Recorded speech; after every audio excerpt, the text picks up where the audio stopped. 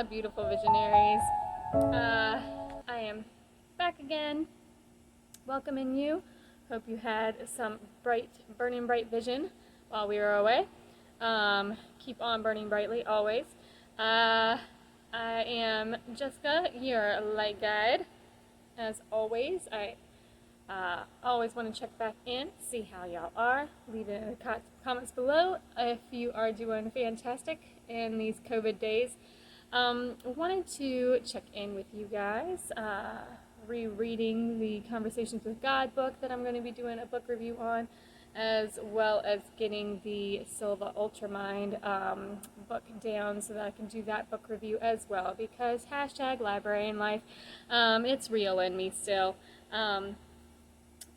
Wanted to talk about a Native American story that I have heard many times, not just because of my grandparents' roots, but also because it's a really great story, and a lot of people have told it on YouTube before, and it's been on other places.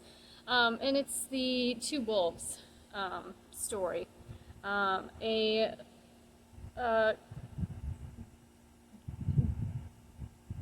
Make it a quick story. It is basically there are two wolves in you,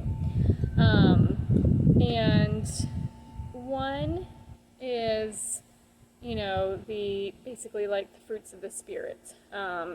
It covers like the 10 or 9 words that we discussed before that you can put into your own vocabulary to make a more positive manifestations in your life. It is love, it is joy, it is peace, it is understanding, it is all of those things. And there is one that is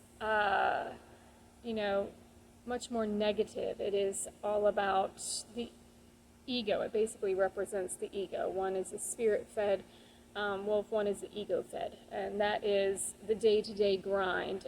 What's in it for me?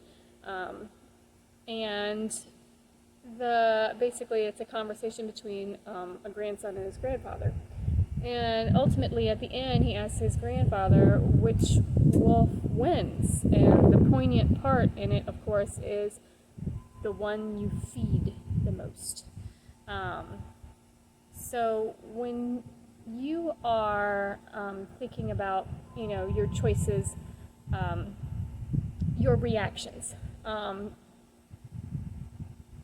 you have to be more mindful. Because reactions, if you think about that word, and words all have like a spell behind them because of the spelling, reactions, break that down. Means to do again, acting. So it is something based on something else. It is not in the moment. And you always have to stay in the moment. A lot of people have been understanding that being mindful is something that is way more important than we had thought before. To stay in the moment and be mindful, full of the mind as in the now. And you can be mindful, but also reword that as to be momentful. And that is to stay in the moment, so that you are always not reacting, just acting.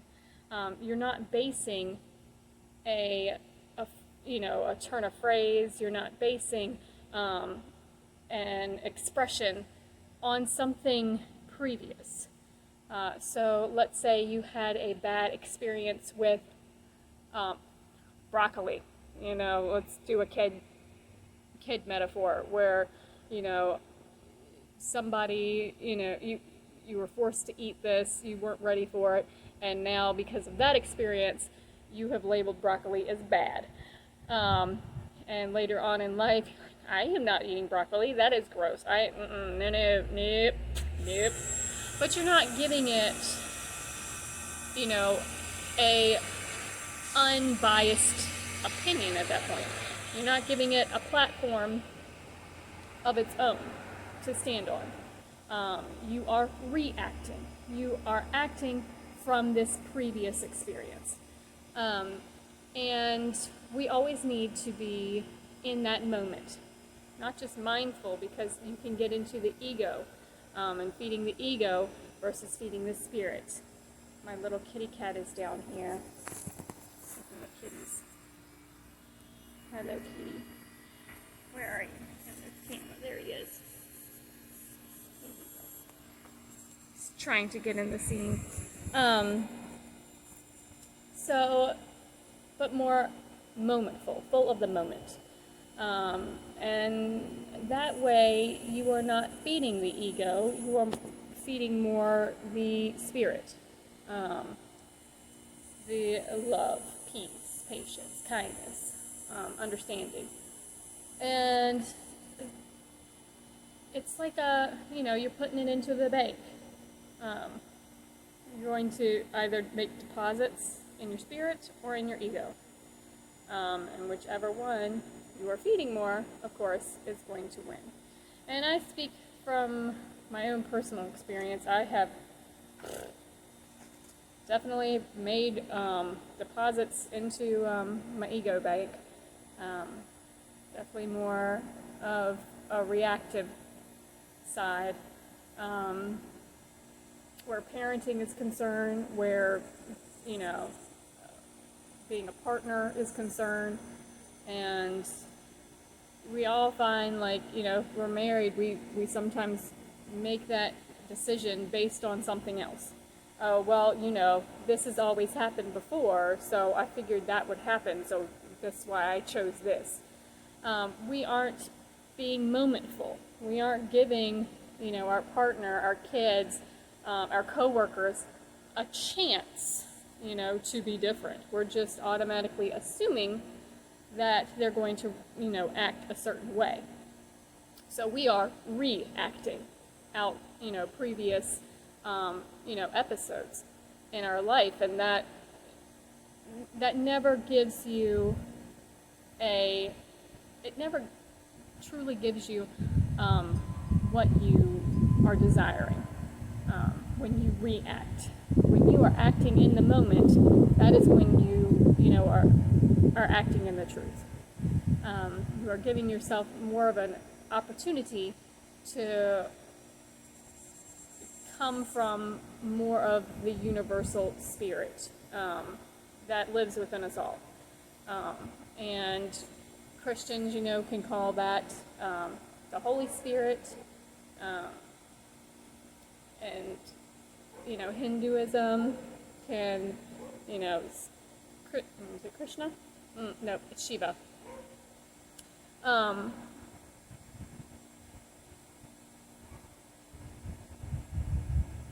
So when you're thinking of that, making your deposits, understand that deposits you can always take out. They will always earn interest, and you can, take out of the bank what you put in it, and typically you'll have more. So what bank account, what wealth, and in terms of now, we can think of bank accounts. Which bank account are you going to want to earn interest on, that you are going to want to take away from? Are you going to want, and it seems so asinine. Hello, Kitty Pie. He wants to be in the movie too. Whoa there. Cats. They always want to be the center of attention. Do you want to be, it's what I was saying, it sounds asinine to ask it. It's like, oh, well, duh, I want, to have a more positive bank account. Then would you please get out of the shot?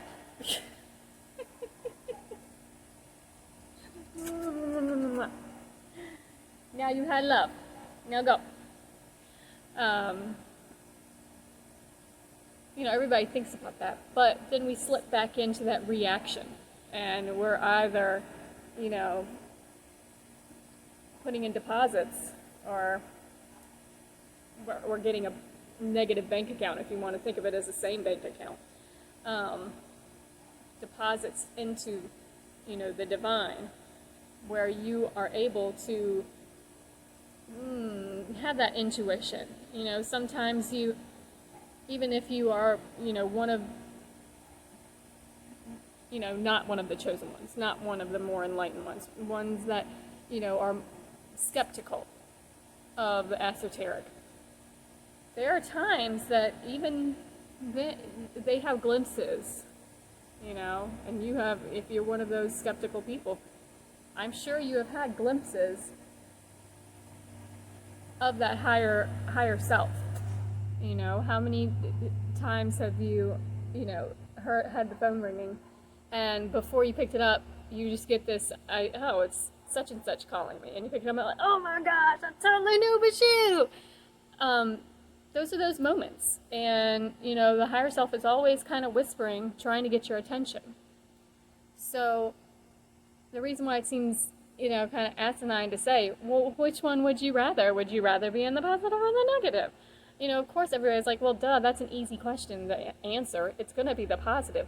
But when we get down to the nitty-gritty, when we get our emotions into play, when we get the mind and the ego is in there too, and that's like running and trying to be in control, because the ego likes to be in control.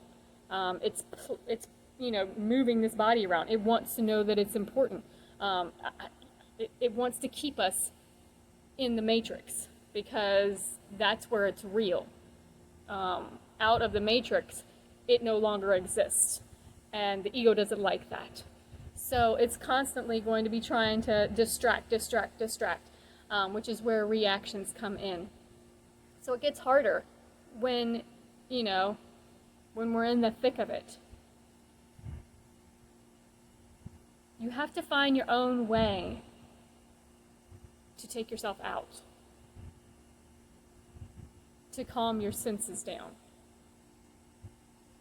to come back to awareness. And I was just listening and watching. Oh my gosh, his name has slipped my mind. Names have, I always try to do better with them. Russell Brand. Shout out to Russell Brand. I love your channel.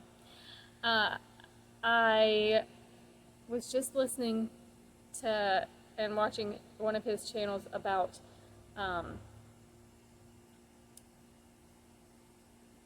where you are, goodness, my mind, when I interrupt myself, that's when I lose track. At any rate, I was listening to one of his, and it kind of connected the dots for me on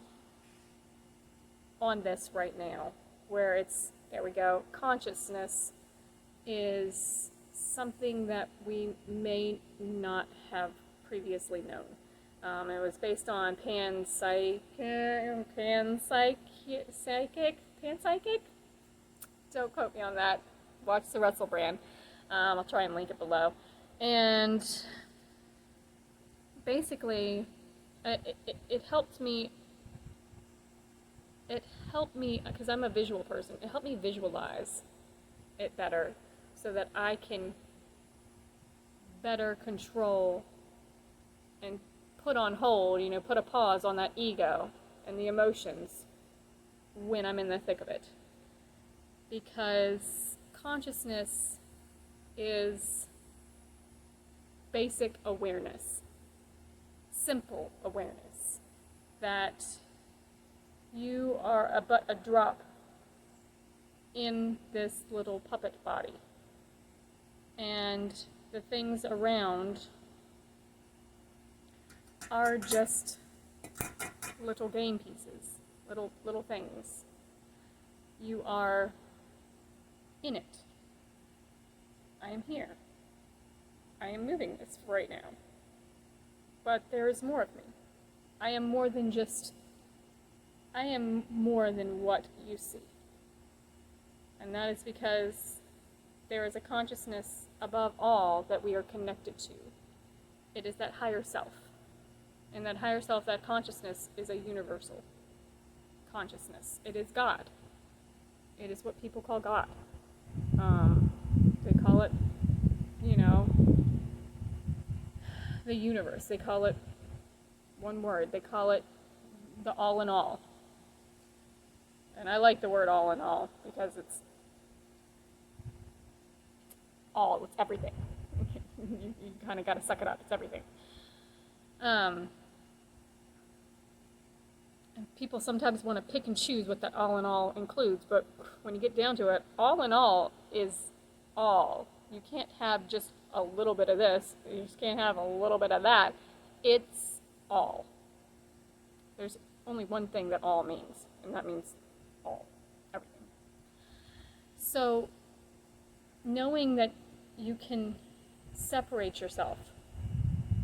I am just, this body's just a tool. My voice is a part of it. My ego is here to help me move it around. And if you can take that to basic awareness and not get attached, or at least unattach yourself in those emotional moments where you remember and you come back to awareness, like, these are things I care about, but these are still just things. And I am bigger than this, and they are connected to me. Then it's sometimes easier to make that deposit into your spiritual bank, rather the ego bank that feeds fear. Because in the back of that ego mind is always, at some point, I will not be able to control this any longer, and it will go away. This consciousness, the spirit, will go away. And I don't like that thought, because I like being in control. So when you're able to come back to that awareness and be at peace with that awareness, you can make more deposits in that spiritual bank, and it becomes easier to stay calm. It becomes easier to be patient, because there's nothing there to be worried about. Like, when this is all said and done, when this is over, it's still me. I'm affecting them, which is myself. It's easier to build people up. It's just, it puts it in perspective. At any rate, hope you check that out. Russell Brand is, God, I hope I got that name right. No, I'm second guessing myself. But at any rate, I'll link it, and if it's wrong, whatever. Rose with any other name would smell just as sweet, as Shakespeare said. Russell, man, talk about a wordsmith. I love not just the accent, but the words he chooses to explain the things he is speaking of. Brilliant. So I hope you check him out as well. I'll put the link below. I always like to give shout outs to those that inspire me. At any rate, remember, which one? It's not always easy. You have to be not mindful, but momentful to make that choice. And I hope you all stay in the moment. So, keep on burning brightly, and I'll see you next time.